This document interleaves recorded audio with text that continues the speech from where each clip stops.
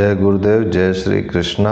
हम लोग chapter 5 introduction to Euclid's geometry के एक्सरसाइज 5.1 पे पहुंच चुके हैं।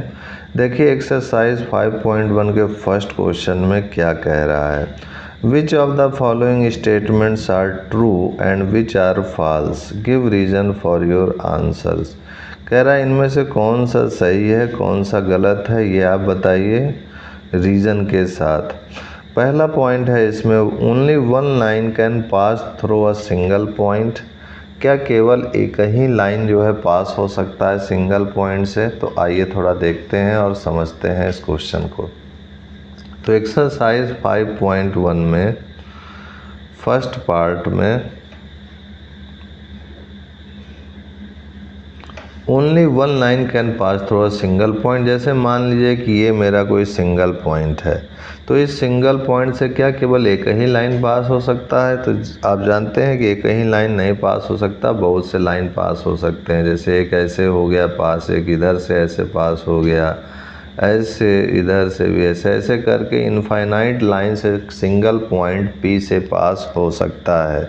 तो इनफाइनाइट लाइन पास हो सकता है, तो इसका मतलब कि ये इसका स्टेटमेंट गलत है, यानी फॉल्स है। तो यहाँ पर आप लिखेंगे फॉल्स, बिकॉज रीज़न में आप लिखोगे because if we take point P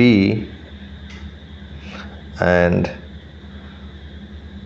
draw a line, then we see that there are infinite lines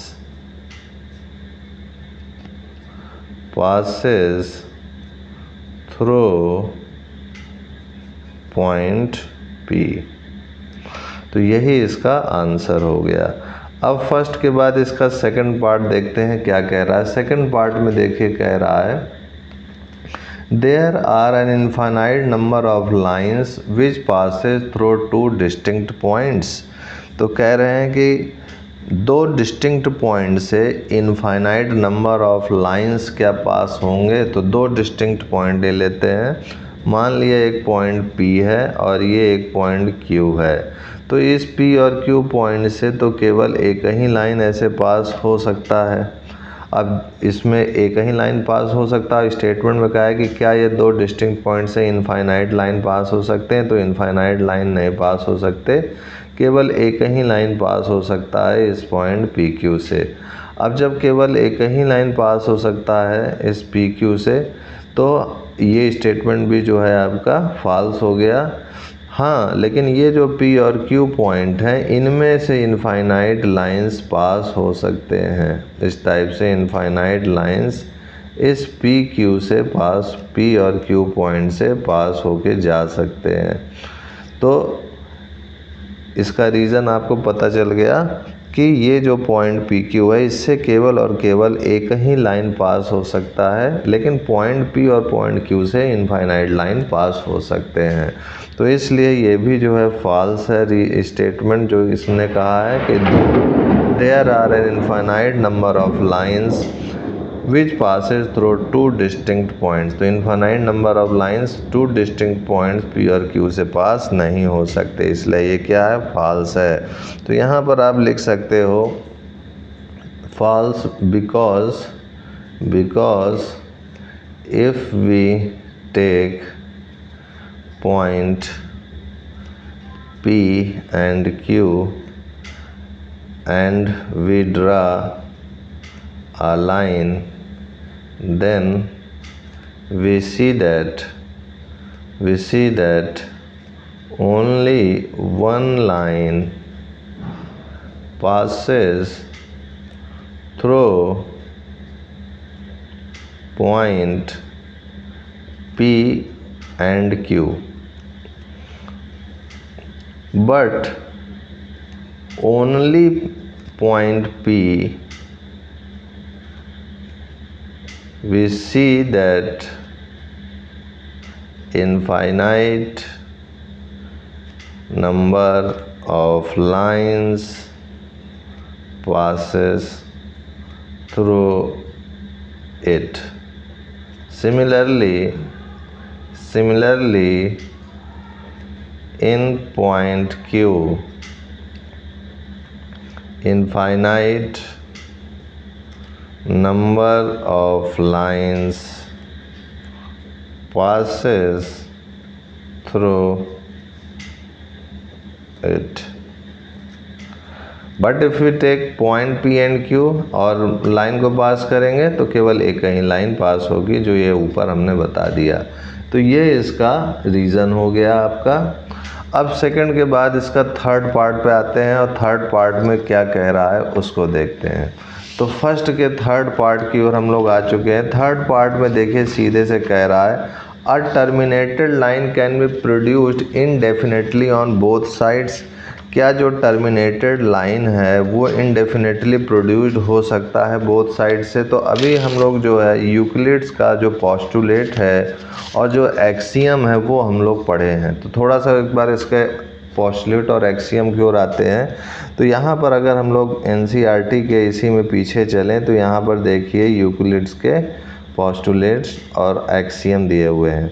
तो यहाँ पर इसके जो पोस्टुलेट हैं ये एक साथ लिखे हुए हैं। तो देखिए इसका पहला जो है क्या कह रहा है कि अ स्ट्रेट लाइन में be drawn from any one point two any other point. कह रहे हैं कि केवल एक स्ट्रेट लाइन जो है एक पॉइंट से दूसरे पॉइंट की ओर ड्रा किया जा सकता है। इस तरह यूक्लिड के 5 जो है पोस्टुलेट्स हैं। पहला पोस्टुलेट आप ये समझ गए। दूसरा में क्या कह रहा है, given two distinct point there is a unique line that passes through them. तो एक्सियम 5.1 का मतलब है कि अगर कोई पॉइंट P और Q है तो उससे केवल एक ही लाइन पास हो सकता है, उसके अलावा नहीं पास हो सकता, जो कि अभी हम लोगों ने इसका ये सेकंड जो है एग्जाम्पल में देखा।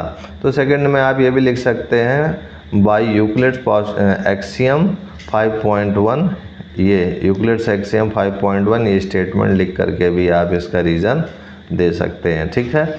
अब उसके बाद जो है एक्सियम 5.1 हो गया हमारा। पोस्टुलेट 2 देखिए क्या कह रहा है, a terminated line can be produced indefinitely. कह रहे हैं कि अगर कोई टर्मिनेटेड लाइन है तो वो हम लोग इनफाइनाइटली उसको प्रोड्यूस्ड कर सकते हैं।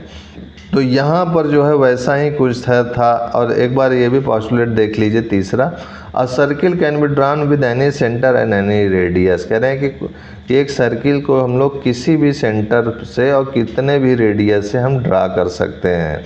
All right angles are equal to one another. जितने भी राइट एंगल्स होते हैं वो सब एक दूसरे के इक्वल होते हैं।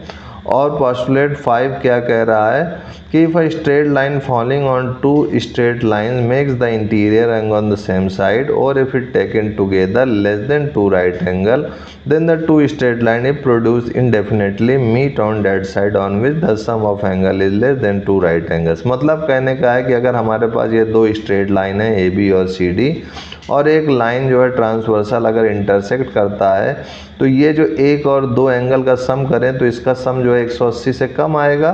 तो जो जिधर साइड सम करने से इंटीरियर एंगल्स का सम 180 से कम आता है उधर की ओर अगर इन लाइंस को प्रोड्यूस करें तो ये किसी एक पॉइंट पर जा कर के कट करेंगे। यानी लेफ्ट साइड वाले अगर प्रोड्यूस करें तो किसी एक पॉइंट पर जा कर के इंटरसेक्ट करेंगे।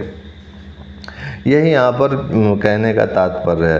तो अब हम लोग आगे बढ़ते हैं इसके थर्ड पॉइंट की ओर, जिससे कि आपको अब समझ में पूरा आएगा। देखिए यहाँ पर क्या कह रहा है, a terminated line can be produced indefinitely on both side. तो ये अभी हम लोगों ने पोस्टुलेट 3 में पढ़ा था, पोस्टुलेट 2 में पढ़ा था कि हाँ जो टर्मिनेटेड लाइन है वो हम लोग इनडेफिनेटली प्रोड्यूस्ड कर सकते हैं। तो यहाँ अब इसका रीज़न आप अब आराम से लिख सकते हैं कि यहाँ पर हो जाएगा फर्स्ट का थर्ड में कि ये स्टेटमेंट ट्रू है, क्योंकि because in postulate 2 says that, क्या कह रहा था, a terminated line can be produced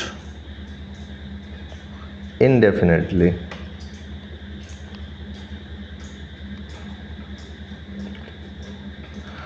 तो ये जो है आपका रीजन हो जाएगा। थर्ड के बाद देखिए फोर्थ क्या कह रहा है, if two circles are equal then their radii are equal. अगर दो सर्किल्स इक्वल हैं तो क्या उनके रेडियस भी इक्वल होंगे। तो जाहिर सी बात है कि अगर मान लीजिए कि ये सर्किल है और ये सर्किल है, ये दोनों सर्किल इक्वल है, तो इक्वल का मतलब क्या है कि अगर मैं इसको उठा के इसके ऊपर रखूँगा तो पूरा का पूरा एक दूसरे के ऊपर कॉन्साइड कर जाएगा। तो जब पूरा का पूरा कॉन्साइड कर जाएगा तो ये जो है इक्वल हो ही जाएगा, रेडियस भी इसका इक्वल हो जाएगा और सेंटर भी जो है एक के ऊपर एक कॉन्साइड करेगा तो इक्वल हो जाएगा। तो यहाँ लिखेंगे ये भी ट्रू है, और ट्रू के बाद रीज़न अगर दें तो यहाँ लिख देंगे आप because if we superimpose मतलब एक के ऊपर एक रखना, if we superimpose the one circle to another, then their radius, then their center coincide, and hence radius will be equals। और जब इनका सेंटर एक दूसरे पे कॉन्साइड करेगा और इनके ये जो सरकमफियरेंस है ये भी एक के ऊपर एक कॉन्साइड करेंगे तो उनके रेडियस भी क्या होंगे, इक्वल होंगे और रेडियस भी कॉन्साइड करेंगे। तो यही इसका रीज़न हो गया। फोर्थ के बाद देखिए फिफ्थ में क्या कह रहा है, in figure A B equal to P Q. यहाँ पर फिगर दिया हुआ है जिसमें कह रहा है ए बी जो है पी क्यू के इक्वल है और पी क्यू जो है एक्स वाई के इक्वल है। तो क्या ए बी एक्स वाई के इक्वल होगा, तो ये भी स्टेटमेंट ट्रू है, क्योंकि अगर ये इसके इक्वल होता है और ये इसके इक्वल है तो ये वाला इसके इक्वल होगा। तो यहाँ पर जो है यूक्लिड्स एक्सियम लगेगा यहाँ पर और इसलिए ये ट्रू है। तो यहाँ पर आप लिखेंगे फिफ्थ पॉइंट में कि ये ट्रू है, और ट्रू होने का रीज़न लिखेंगे बिकॉज